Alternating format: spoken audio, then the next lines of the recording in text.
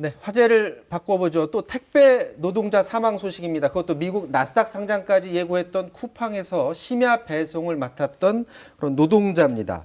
자, 40대 택배 노동자가 사망했다라는 그런 소식인데 이것도 지금 과로사로 추정이 되는 건가요? 네, 그렇습니다. 택배 노조에서는 그렇게 얘기하고 있고 회사는 아직도 인정하지 않고 있는 상황인데요. 뭐 말씀하셨던 것처럼 사흘 전에 고시원에서 48살 택배 노동자 이모 씨가 숨진 채 발견이 됐습니다. 이 가족들은 지방에 살고 있었다 그래요. 혼자 따로 이제 고시원에서 서울에서 생활해 왔는데 연락이 닿지 않으니까 가족들의 연락을 통해서 경찰이 가서 숨져 있는 걸 발견을 했다고 하는데요. 네. 이제 왜 이렇게 가족이 연락했냐 하면은 1년 정도 일했는데 그동안에 휴가를 한 번도 못 갔다 그래요. 이번엔 좀 휴가를 같이 가자 이렇게 얘기를 했다고 하는데 내가 너무 힘들고 피곤해서 이번에 휴가를 못 가게 될 것 같다. 그냥 고시원에서 쉬겠다 이렇게 얘기를 한 다음에 그 다음에 숨진 채 발견이 된 겁니다. 좀 더 안타까운데요. 이 계약직입니다. 사망한 이 씨는 1년 내내 밤 9시부터 아침 7시까지 새벽 업무를 담당했다고 하고요. 1차 부검이 소견으로 보면 뇌출혈과 심장 혈관이 부었다 이런 소견이 나왔다고 합니다. 이걸 근거로 해서 택배 노조에서는 과로사의 전형적인 증상이다 이렇게 얘기를 하고 있습니다. 맞아요. 그게 이제 정확하진 않지만 실제로 이제 과로한다든지 특히 심야에 일하시는 분들이 돌아가셨을 때 저런 이유로 돌아가시는 분들이 많았다는 걸 이제 취재과정에서도 좀 보고를 했었는데 자, 밤 9시에서 아침 7시까지 일을 했다라는 거예요. 그걸 매일 한 겁니까? 어떤 겁니까? 그러니까 매일 한 것이죠. 그러니까 1년가량 그렇게 매일 근무를 하다가 지금 휴가를 떠났다 이렇게 지금 얘기를 하고 있는 거죠. 그러니까 밤근무하는 동안에 상당히 큰 심리적 부담이나 아니면 체력적 부담이 있었을 수밖에 없겠다 이렇게 추정해 볼 수 있는 것이죠. 자, 이게 아마도 매일, 그러니까 일주일 내내는 아닐 테고요. 아마도 주 4일이 맞는 것으로 지금 알고 있고요.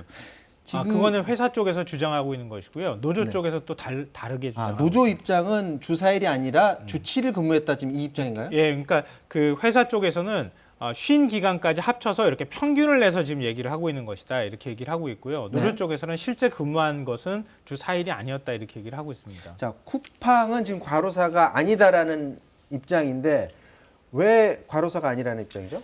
크게 두 가지 이유인데요. 그 입장문을 냈습니다. 그러니까 이제 지난달 24일에 출근한 이후에 7일 동안, 일주일 동안 휴가나 휴무 상태였고 근무하지 않은 상태에서 사망을 했다. 그리고 지난 4일에 복귀할 예정이었는데 이런 일이 있었다는 거고요. 그리고 두 번째가 지난 12주 동안의 고인의 근무 일수를 한번 파악해 보니까 쿠팡이 주당 평균 4일 정도였고 근무 기간은 시간은 한 40시간 정도였는데 이게 그 합의기구가 권고한 그러니까 일하는 시간을 좀 줄여라 하는 권고한 시간인 주당 60시간보다도 낮은 시간이었다. 그렇기 때문에 이게 과로사라고 단정할 수는 어렵다. 이런 입장을 쿠팡이 내놨습니다. 자, 쿠팡 입장은 그런데 택배 노동자들의 입장은 어떻습니까?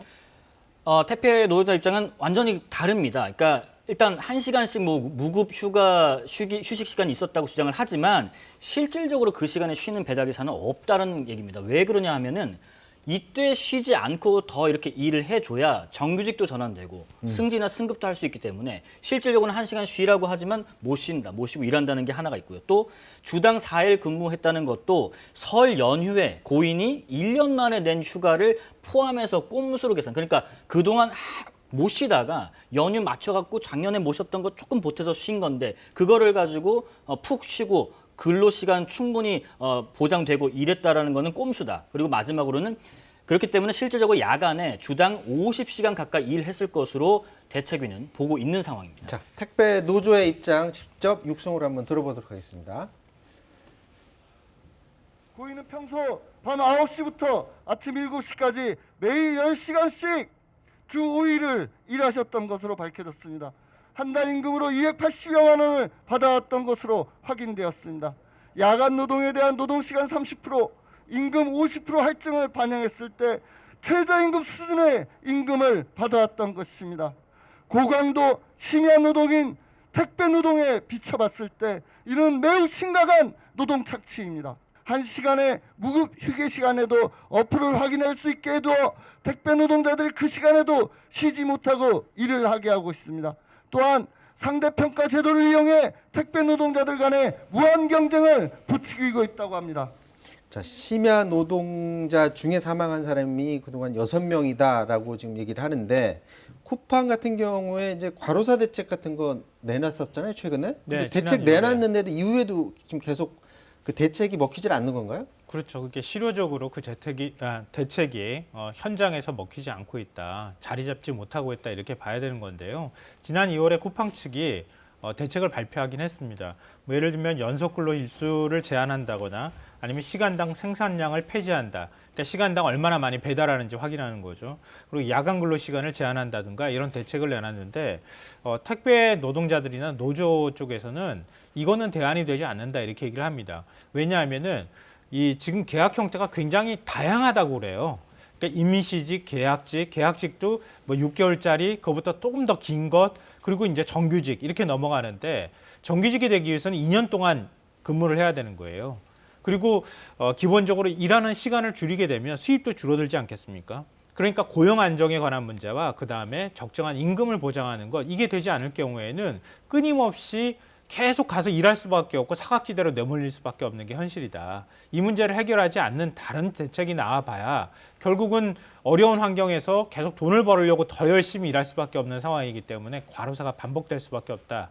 이렇게 노조 쪽에서는 얘기하고 있습니다. 사측에서 이제 과로사를 인정 못하는 이유 중에 하나는 아마 이게 산재가 인정이 되면 상황이 복잡해지기 때문인 것도 분명히 있을 텐데, 지난해 10월에 칠곡 물류센터에서 일하다 숨진 노동자가 처음에는 사측에서 과로사 아니다라고 부인을 하다가 이제 다시 이제 입장을 번복해서 과로사를 인정했다고 하는데, 그게 과로사 인정 첫 번째 사건이고 네, 그 다음에는 맞습니다. 인정된 게 없는 네. 건가요?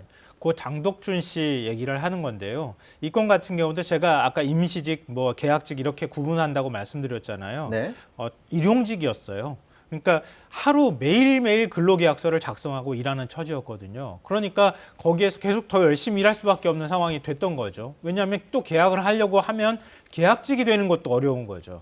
계약직에서 정규직 가는 건 더 어려운 거고요. 그런데 당시에 이제 사망한 채 발견이 됐는데 쿠팡 측에서는 산재 인정을 하지 않았어요. 왜냐하면은 단기직이고 우리 회사 직원이 아니라는 거예요. 그러니까 그런 이유 때문에 인정을 안 하다가 여러 가지 이제 문제 제기가 나오니까 뒤늦게 인정하고 사과를 하는 일이 있었다는 겁니다. 그러니까 쿠팡의 그런 근무 체계, 계약 체계를 바꾸지 않으면 계속 이런 문제가 발생할 수 있다는 걸 보여주는 것이죠. 지금 쿠팡 조만간 그 나스닥 상장하지 않나요? 예, 뭐 연일 화제죠. 그래서 그 이번 사건과 좀 영향이 좀 미치지 않을까라는 생각도 드는데, 외신이 이런 평가를 했습니다. 이번 사건으로 뭐 기업 공개라고 하는 그 IPO 투자 열기를 악화할 것으로 보이지는 않지만, 이런 식의 사건이 계속 반복된다면 쿠팡의 어떤 장기 성장 가능성에 대해서는 분명히 의문과 문제 제기할 수 있다라는 평가도 외신에서 하고 있는 상황입니다. 지금 쿠팡이 곧 미국 증시에 상장이 됩니다. 그 증시 상장으로 끌어올 수 있는 자금 규모가 한 4조 원 정도 된다고 하는데, 자, 세계 증시에 이름을 올리는 것만, 그 세계적 수준으로 이제 올라간다라는 거죠. 그것에 못지않게 노동자들의 좀 안전 부분, 이런 부분도 좀 세계적 수준으로 끌어올려야 되는 것 아닌가, 그런 생각을 해보게 됩니다. 자, 오늘 여기까지 하도록 하겠습니다.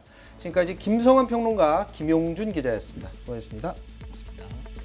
네, 사사건건 마치겠습니다. 고맙습니다.